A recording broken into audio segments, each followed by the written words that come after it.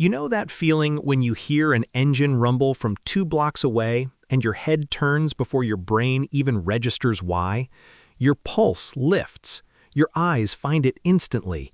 Everyone else keeps walking, but you stopped. If that's you, this video is going to make you feel completely seen. Let me ask you something. When you see a rusted 1967 Mustang sitting forgotten in someone's driveway, do you see a broken old car, or do you see potential? Do you feel a pull in your chest that's almost impossible to explain? If you felt the pull, stay with me, because your brain is doing something most people will never understand. Here's what nobody tells you about classic car people. It's not really about the cars. It's about how your mind experiences time, identity, and meaning. Some people live entirely in the present. They want new, fast, easy, disposable. They upgrade every 2 years and never look back. But other people like you, are wired differently. You don't just see an object, you see a story. You feel the weight of what something meant to someone else. You understand that things built with care deserve to survive. That's not nostalgia. That's a different relationship with history itself. When someone says, "It's just an old car, just buy something new," they're describing detachment. When you say, "I need to save it," you're describing reverence. Classic car people aren't stuck in the past. They're refusing to let the past be erased. That's not the same thing. You aren't running from the present. You're anchoring yourself to something real, something that was made to last. In a world that manufactures disposability, you chose permanence, and your nervous system rewards you for it every single time. There's a guy named Marco, mid-40s, accountant, quiet person. His father died when Marco was 17, left behind nothing except a barely running 1969 Camaro, rusted floor, cracked dash, engine that knocked like a bad neighbor. For 12 years, Marco didn't touch it. It just sat, covered, in the garage. Then one Saturday, he walked in, pulled off the cover, and started turning a wrench. He didn't know what he was fixing, not really. 3 years later, the car ran perfectly. Marco said something that stuck with me. He said, "Every bolt I tightened, I felt a little less alone." That's not a hobby. That's healing with your hands. And if you've ever felt that, you already know what Marco was talking about. The bond classic car people feel isn't just mechanical. It's emotional in a way most people can't access through modern things. Modern objects don't ask anything of you. You swipe, tap, replace. There's no resistance, no relationship. But a classic car demands your attention. It leaks, it stalls, it has opinions. And for people who are hands-on, patient, and deeply detail-oriented, that resistance isn't frustrating. It's the point. When something pushes back and you figure it out anyway, your brain releases dopamine. Not a little, a lot. You're not just fixing a car, you're proving something to yourself over and over again, that you can solve hard problems, that patience has a payoff, that things worth having require effort. Classic car people don't avoid difficulty, they chase it, because difficulty is where meaning lives.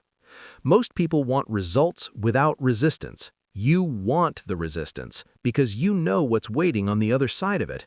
A machine that runs because you made it run. A car that exists because you refuse to let it disappear. That's not obsession, that's purpose with grease on your hands. Here's what's happening in your brain.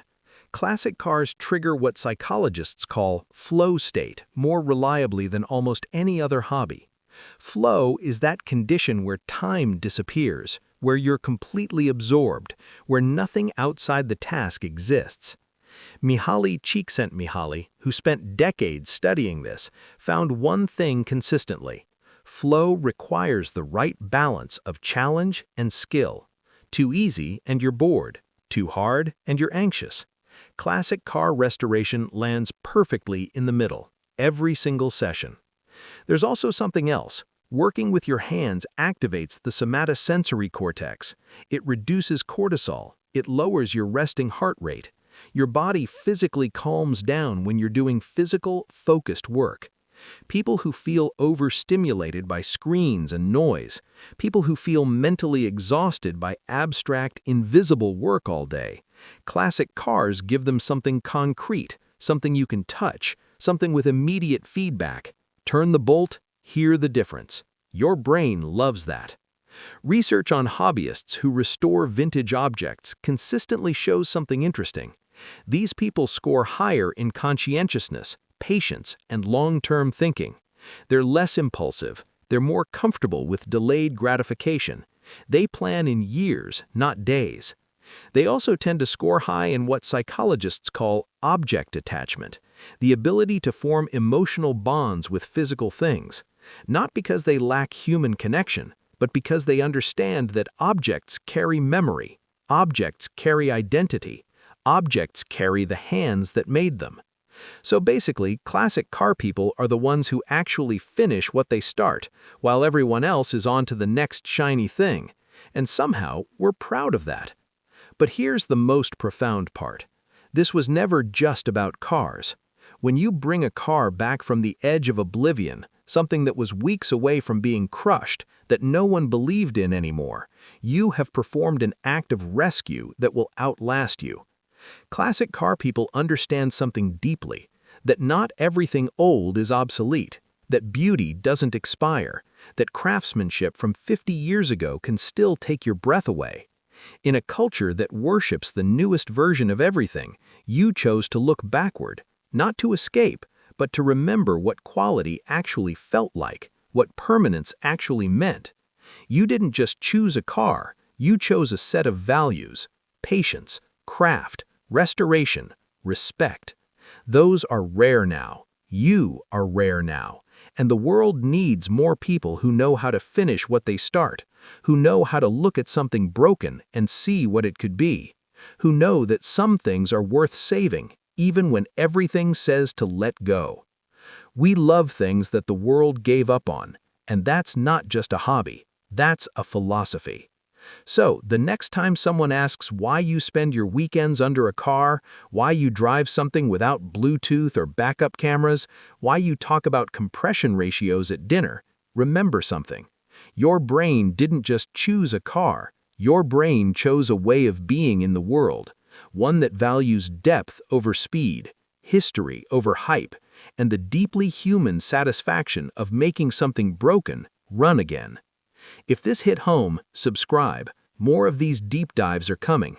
And if this video spoke to you, you're gonna want to watch this one next. The psychology of people who drive old American muscle cars. Because the pull you feel toward a classic goes even deeper when there's a V8 involved. That video is right here.